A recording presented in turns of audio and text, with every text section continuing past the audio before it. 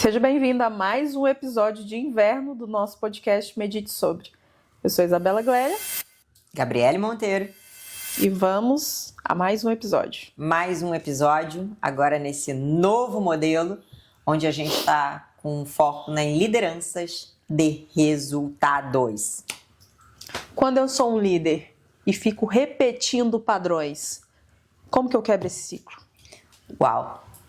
Primeiro, tem que me reconhecer nesta repetição de padrões, porque às vezes é muito difícil se dar conta de que eu estou repetindo o mesmo ciclo e, nossa, isso dentro da clínica, né? Eu sou psicanalista, então dentro da clínica era algo rotineiro.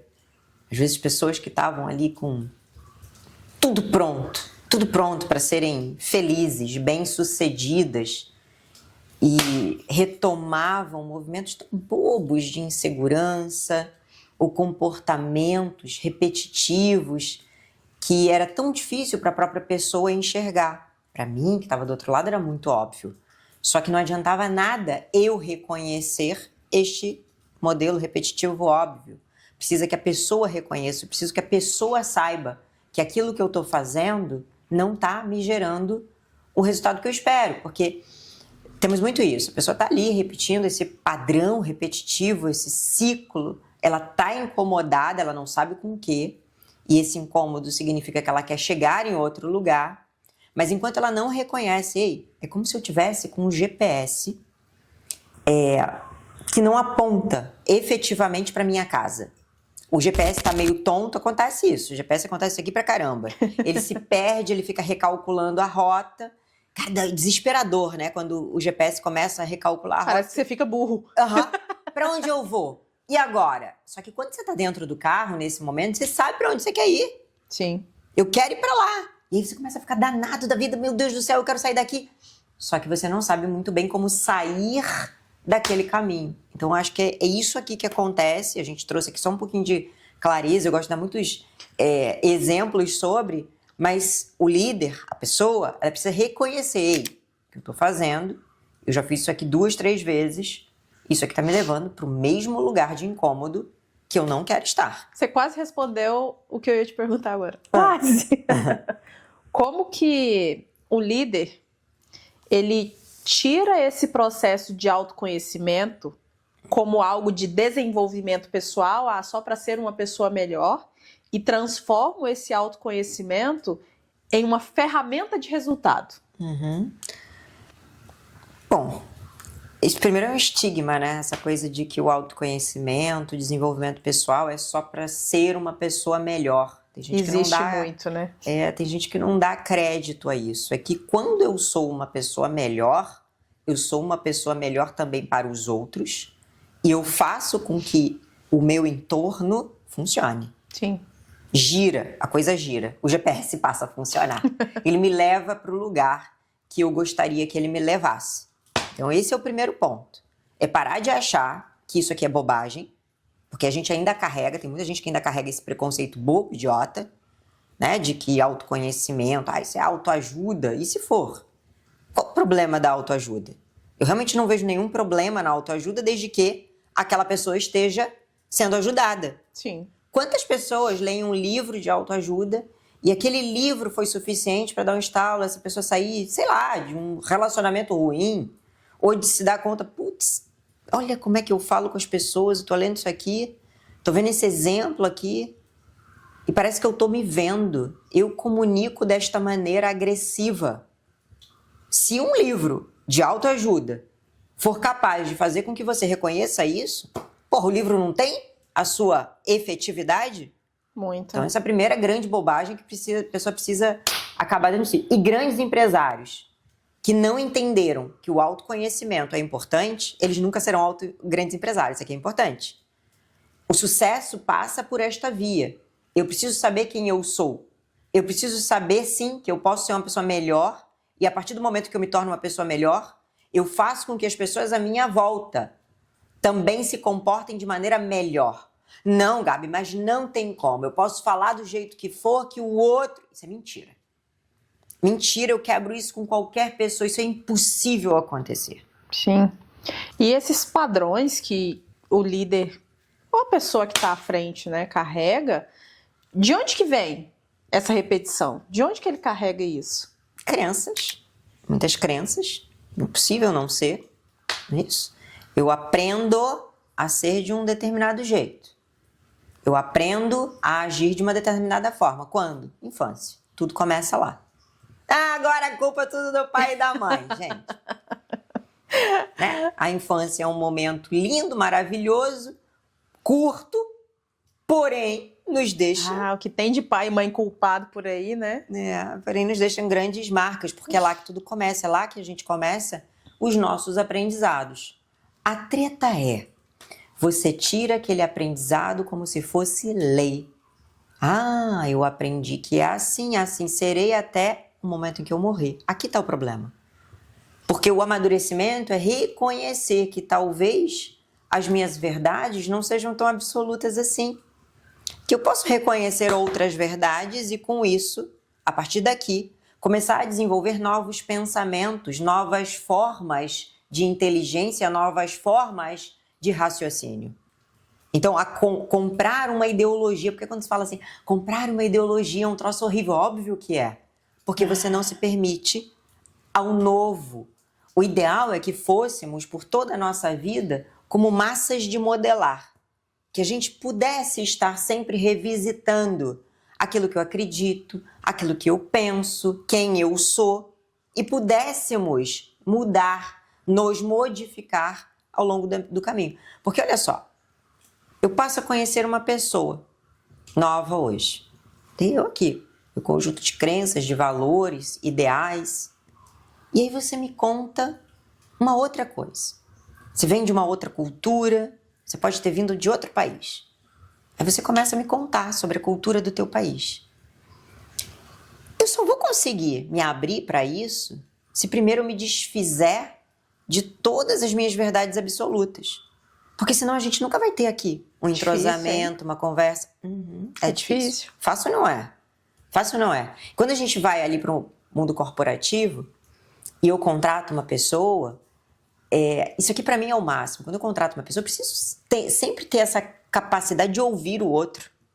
Não, eu sou o chefe, eu que mando. Gente, isso é muita imaturidade. E quando você contrata alguém, você contrata esse alguém pelo currículo, pelas capacitações, pelas certificações, mas junto com todos esses títulos, você contrata as crenças, as limitações, os medos, as angústias. Você contrata tudo isso da pessoa, não tem como eu eliminar essa parte dela. Exato, eu posso estar contratando também riquezas muito importantes nesta pessoa, que muitas vezes eu não me permito, porque eu sou essa pessoa aí que você citou, que tem um monte de medo, de crença, de angústia. Sim. E não me permito observar o outro. Isso aqui acontece pra caramba. Medo de perder o meu cargo, e aí eu começo a não aceitar o que o outro me traz. É lógico, isso aqui é diferente quando você é dono do negócio. Você lembra que eu contratei alguém pro meu cargo? Foi uma experiência muito boa. Isabela já fez isso, contratou alguém pro cargo dela. Aí o problema foi que eu não aceitei este alguém. Foi muito bom, mas foi uma experiência assim, não é que eu tava com medo de perder meu cargo, nem nada do tipo. Era simplesmente que eu tô a fim de novos resultados e talvez uma outra pessoa com o meu olhar, trazendo coisas novas e diferentes, possa agregar a nossa empresa. Sim. E de fato agregou. Agregou, só que a gente entrou em um outro momento. E como a empresa somos eu e você, nós temos vários ciclos, e agora não é diferente. Mas, Iseu, eu acredito até que mesmo grandes empresas com inúmeros funcionários, a empresa ela é viva. Porque sim, a empresa é feita de pessoas. Então é uma bobagem danada achar que tudo vai ser imutável, que tudo vai ser sempre escrito em pedra, quando não é assim que acontece. Mesmo grandes corporações, a gente vê muito isso aí acontecendo na prática. Olha a Apple. A Apple do Steve Jobs não é a Apple de hoje. Ele foi, lógico, um baita fundador, um baita visionário. Só que com a morte dele, a empresa precisou se modificar. Sim.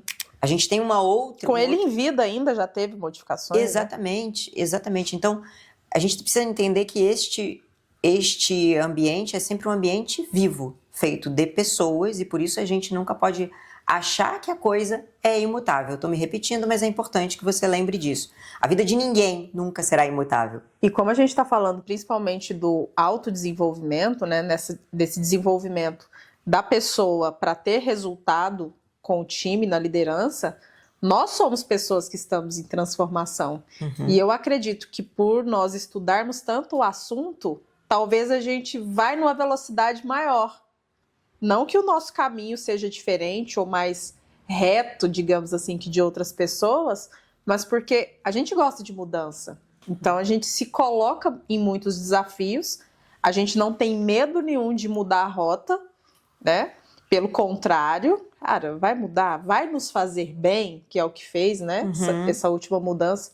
A gente está no ambiente que a gente gosta e que a gente tem propriedade, então vamos meter a cara e vamos fazer. Isso que você trouxe agora é bem importante. Eu li um artigo hoje no LinkedIn, era um meme, tá? Uma pessoa que ia lá e ia pedir demissão para o chefe dizendo, mas por que você quer pedir demissão? Eu acabei de te dar um aumento. Aí, no meme, a pessoa que está pedindo demissão responde assim, porque eu quero voltar a dormir de noite, eu quero voltar a dormir em paz de noite. Nossa. Essa nossa mudança de rota que a gente falou aqui agora é uma mudança de rota que fez com que nós nos sentimos mais felizes e realizadas com aquilo que a gente está construindo e desenhando.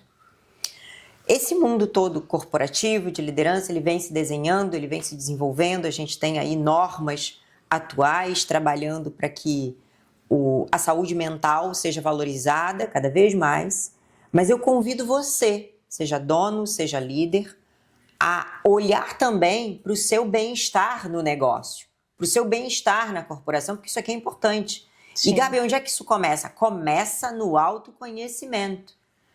Começa comigo olhando para mim, quem eu sou hoje. A Gabriele de hoje, tá? Aos 46 anos, é completamente diferente da Gabriele de 20 e poucos anos, que já trabalhava em multinacional, que já trabalhava viajando, que já estava morando fora do país. Aquela lá tinha uma outra visão de mundo. Eu tinha uma outra necessidade, eu tinha um outro ideal de resultado. Hoje o meu ideal de resultado mudou. Sim. Então não adiantaria, a gente falou isso no episódio anterior, imagina eu continuar fazendo as mesmas coisas que eu fazia quando eu tinha 20 e poucos anos. Não tinha o menor cabimento para o mundo de hoje, eu não me vejo hoje. Eu lembro que eu vivia com uma malinha de mão, sabe, aquela mala toda semana ela era modificada. Com quantos anos? Isso aí começou com 19 anos. E até hoje eu tenho essa habilidade de fazer mala, rapidez, e enfim. Hoje, isso não se encaixa na vida que eu quero ter, no meu momento de vida. Nos 20 anos eu estava trabalhando num banco, abrindo conta pessoa jurídica. Nossa, e já liderava uma equipe. Eu era a pessoa mais nova da equipe e já liderava o Centro-Oeste. Não faria de novo.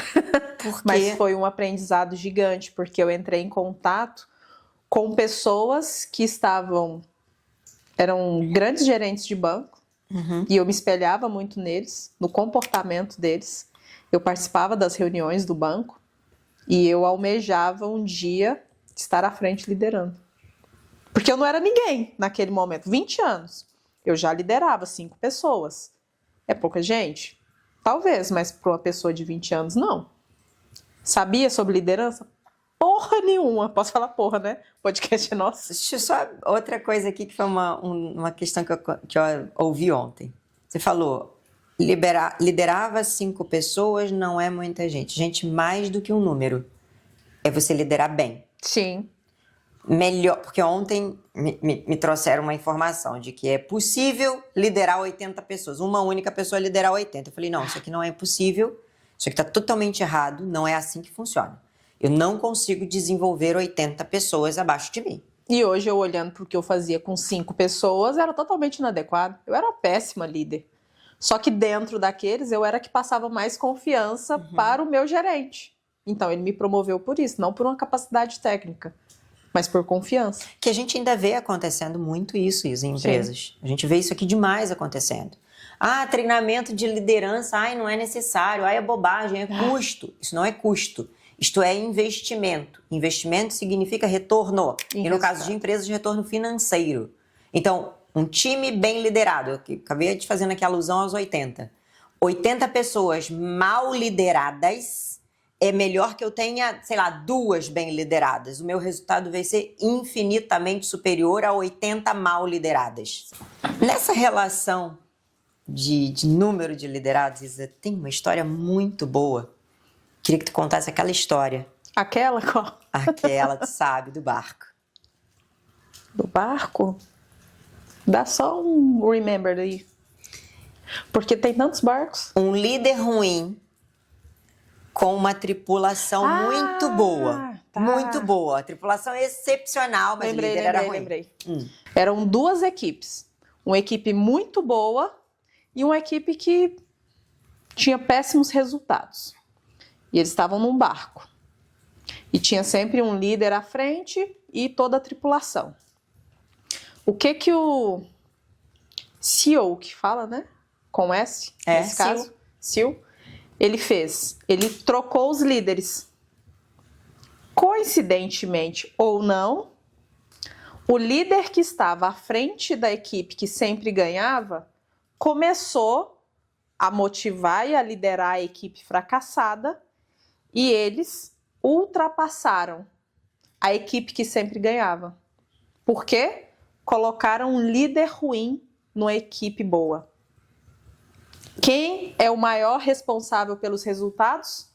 O líder. O líder. É muito bom. Então, o líder bom é capaz de promover resultados significativos numa equipe ruim. E o mesmo acontece o inverso acontece se você coloca um líder ruim numa equipe maravilhosa. Isso aí. E o bom líder é aquele que se mantém em constante desenvolvimento. Sempre. Ninguém é tão bom. Ninguém é tão bom que não possa melhorar. Melhor frase que existe. Se a gente não se mantém nesse movimento, o que tem de novo aqui para aprender? Às vezes, quantas vezes a gente vai em treinamentos e a gente vai lá e tira uma coisa daquele treinamento e já pagou, já valeu o treinamento.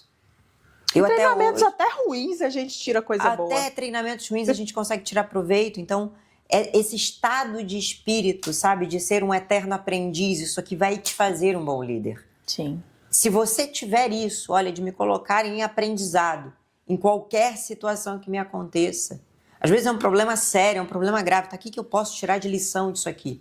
Para mim, essa é a maior regra de liderança que você pode tirar desse episódio, principalmente hoje. A lição do nosso vídeo anterior foi o querer, né? A pessoa tem que querer. Tem que querer. E agora? Ele quer mudar. Ele identifica essas repetições que estão sendo ruins nos resultados. Ele quer mudar. Qual é o próximo passo? Movimento, ação. Sem ação não tem mudança.